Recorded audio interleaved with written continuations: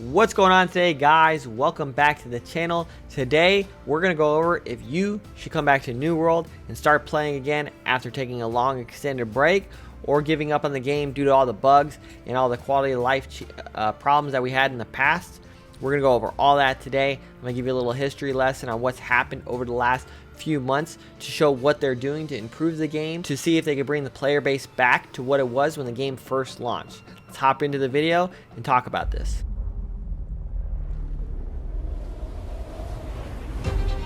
What is Aeternum? The substance of legends.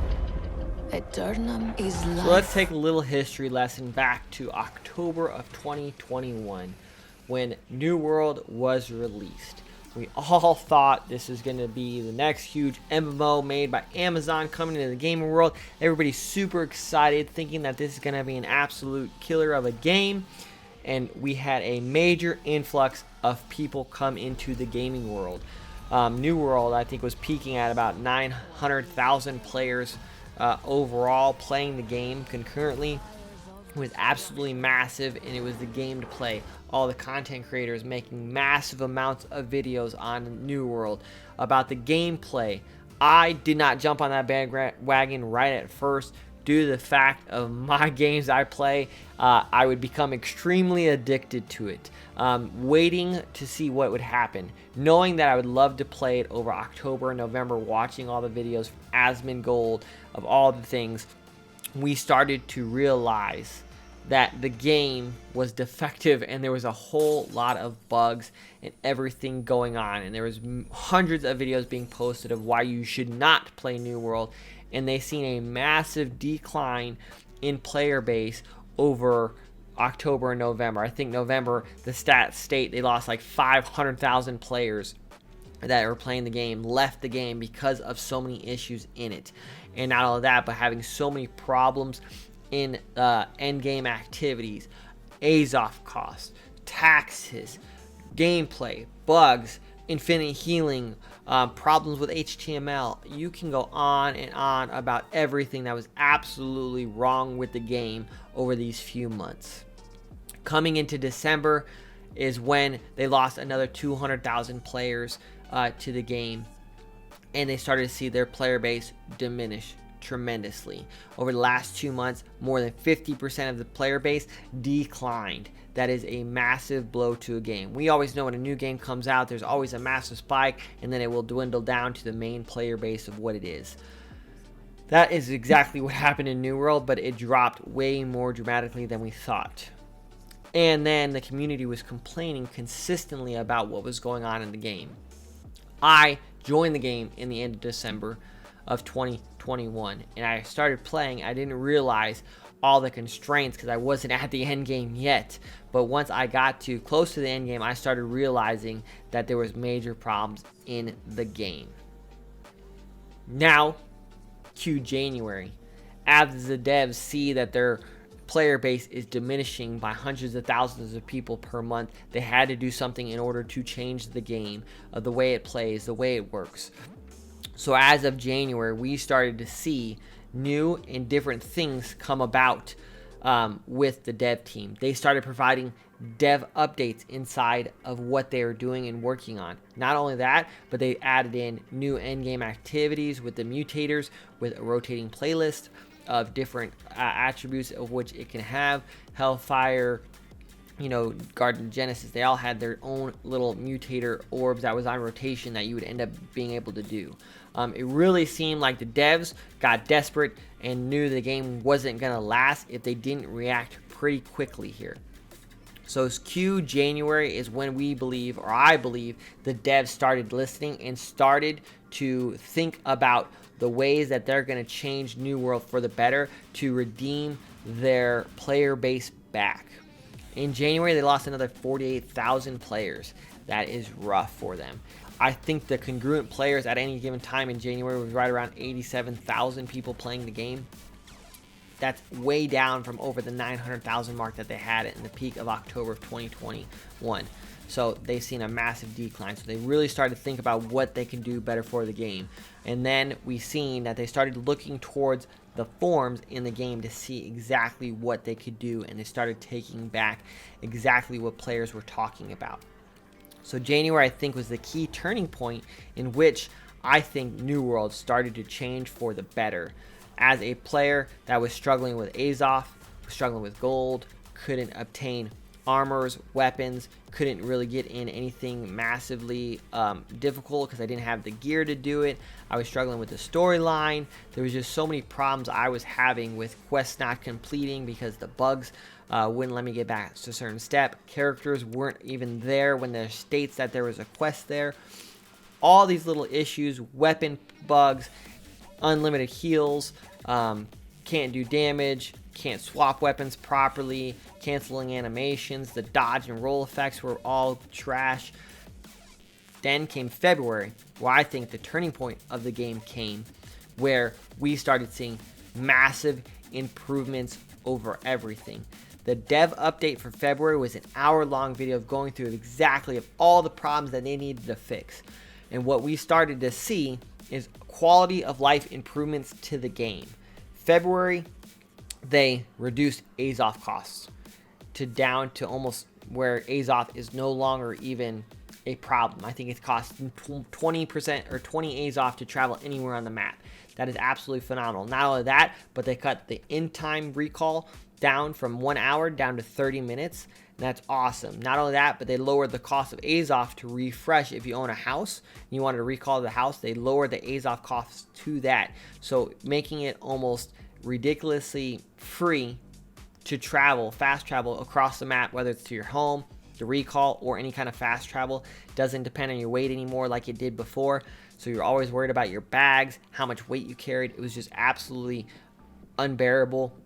And you really had to, you would really enjoy the game because you had to walk everywhere because Azoth would cost so much and your weight would depend on that so much. So it was absolutely ridiculous. The quality of life there for players was unbearable. You didn't have mounts. It was just absolutely ridiculous. So this was a big change for us that I think was a step in the right direction. Along with in February, they also started focusing on player combat, fixing weapon balancing, make sure that the perks actually work, making sure that we're not having weird glitches, that you can actually swap weapons efficiently, making sure that you actually can roll, dodge, and animation is all done correctly inside the game. And I really think this was a massive turning point where I started to notice a massive improvement to how I enjoy to play the game and all these little things that they're doing that improves the game's quality and how much I really enjoy to play it. So I think February was a big turning point. Not only that, but they were setting the game up and setting a precedence for the future that they're going to listen to the players and fix the problems that we've seen with the game to probably get players to return back to the game. But with this started happening and this being the first instance, they still lost over 40,000 people playing the game at any given time. They were only down to 47,000 people playing the game, which is still a massive drop. Though they were starting to listen to player base, they were starting to turn this game around and how they're playing it or how they're developing it. It didn't do much and the player base didn't start to see it. But then you came to March. March was another great update to show that they're actually listening to players and helping improve endgame content. As March came in, they also started testing the PTR servers really hardcore and started giving us stuff to give us reasons to go to the PTR server, such as the Tempest Heart Expedition. It was in the PTR server, so you can access it and run through it before it goes live. Not only that, but they brought in the Blunderbuss, and you could brand new weapon that you can buy that scales with strength. That's a little bit of a range weapon. Not only that, but also scales with intelligence as its second perk, which was a huge win in my opinion. We see this weapon being used in all different types of instances with it. Very much in PvP, it's a great weapon. Not only that, in PvE, it has its place also. So they gave us some endgame content and they utilized the PTR, which is the public test realm, to allow players to test, give feedback, and they adapt as they go before it was full release to the game. That shows that they are dedicated, in my eyes, to making the game better overall. Not only that, but then they implemented on the release a double XP weekend and a double weapon XP weekend, which I think is a great incentive for games like this to do. It takes a lot of time to raise your skills, your crafting, your armor, your jewelry, any kind of skill you have, leveling your weapons. It takes a decent amount of time. And to implement a double XP weekend is something that is massive in my eyes. And I believe a lot of other games do this in MMOs, that they will, so they implement this once every quarter. Other games implement it in different ways. I really believe they should give you 48 hours of double XP rather than just a weekend, where you have 7 to 14 days to use that 48 hours of double XP, and you can turn it on and off when you want to use it. So that way you can actually really focus on using that 48 hours to focus just strictly on your skills, and you're not wasting the time if you want to run an expedition, or if you want to do some quest lines, or quest lines that you didn't have to finish before. So I really think if they implement that, that was going to take it to the next level, and I really hope that they do more double XP weekends in the future. Not only that, but they also introduced a Steam free weekend to get new players interested in the game. I think this is big. We've seen a massive increase in players, which then gave them the light to help fix the massive server problems we were having. When we talk about servers, we were having massive problems. You'd have servers that are full, that are live, and people are loving life. Then you'd have other servers that would have 70 to 80 people in it that were struggling to get to end game content, to get over 600 gear score, didn't run expeditions, didn't get to do most of the end game activities because there wasn't enough people online at any given time in order to help you do that. So these were major problems. Not only that, but they had locked servers that are busier, and you couldn't do character creation, or you couldn't transfer. So this created a major problem in some of these slower worlds that you couldn't transfer out of them, so you're just kind of stuck. And this, to me, was a problem that probably drove a lot of players away, and that would hurt those servers more and more as more people left. But when they introduced the Steam free weekend, they seen a massive surge in players, and they really paid attention to what the servers were actually doing, and then condensed them down after the free weekend to optimize them as best as possible for future growth and the current players. So we have an even balance. And not only that, but they also implemented, this was sometime, March, beginning of April, that we got paid transfer tokens. So now that if you'd like to transfer world, you could pay to do that rather than just getting a bunch of free tokens like they were doing before, which caused a massive amount of problems in its own end on the backside, which we heard from the dev update inside March. So this was something that I think was massive for the game to help players who are still dedicated to playing in the slower servers, give them a busier server, more end-game activity, which then gets more people playing in those instances to get it past the 600 gear score to 625, which we're starting to see more players join expeditions that didn't do them before, which makes the game funner in return for them, and we see massive amounts of updates and happy players. Not only that, but in April, they did a really good job with the Rabbit Revenge update for Easter, or for April, I guess you could say, where you had to go around and kill the rabbits that were overtaking Aterium and get your gypsum for the day, which is really nice, quick, easy thing. And if you wanted to really hunt the rabbits, there was also a very rare reward for houses, a chest that would expand your storage. I think it was 2,500 pounds, which is almost doubling it for what most players have. So it's a nice incentive to go around and do these dailies, which is very nice. And not only that, but we also notice a lot of UI changes and quality of life changes in the combat that's going to be seen across all players. And these are major updates for us, okay? In April, they've really focused on quality of life changes, optimizing the menu, allowing you to select Outpost Rush from the menu, allowing you to do a lot of different things in the UI, targeted healing. You can now, for me as a healer, I like to really target players, so I can bind 1 or 2 players to a key where I can focus on them. So if I want to heal my third person in my party, I hit number 3 on my keyboard, and it selects that person, and then I can select what heal I want to deliver to them, which is a massive quality of life change for myself, making it easier to make sure I don't misheal somebody inside expeditions and whatnot. And this is just great for us. So they're really listening to what we're wanting to do, which is the biggest thing for us. And upcoming in May, as we get into this, we have seen in the PTR server, they are even more prone to making the game better in-game activities, such as 3v3 arenas, which is huge for PvP players, gives a little bit of competitiveness without having to dedicate 45 minutes like an Outpost Rush does. I really feel like this is going to be a major W, and hopefully they put the rewards to back it to keep people interested in doing 3v3 arenas so it doesn't die. Not only that, but they're going to do more combat tuning with weapon balancing, ability uses, animations, all those types of things inside that.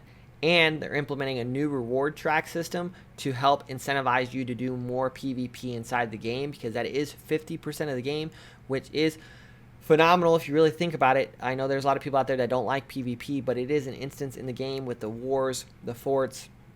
Not only that, just the open world PvP aspect. I run into people all the time that would love to PvP or just attack me out of nowhere. It's kind of makes the game a little bit exciting, and I love that there's not really a repercussion of dying in the game other than just repair costs. But with the changes of the quality of coin and Azoth and repair pieces, it becomes almost like it's not even a big deal anymore. So I love that other thing.